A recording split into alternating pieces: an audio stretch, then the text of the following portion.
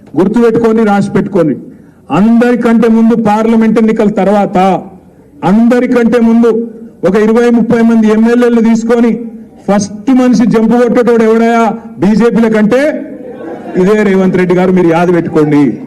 ఇప్పటికి నేను 10 సార్లు అన్న ఈ మాట, ఇప్పటికి నేను 10 సార్లు అన్న ఈ మాట. మీకు అనిపిస్తుంది ఆశ్చర్యంగా, ఏ గట్ల పోతాడన్న ఎవడనా, ముఖ్యమంత్రి పోతాడన్న ఎవడనా మీకు అనిపిస్తుంది. చూస్తలేమో మనం. ఎలక్షన్ తర్వాత రేపు జరిగేది పక్కా ఒకటే. ఇలా కేంద్రంలో కాంగ్రెస్ పార్టీకి 40 సీట్ల కంటే ఎక్కువ వచ్చే పరిస్థితి లేదు.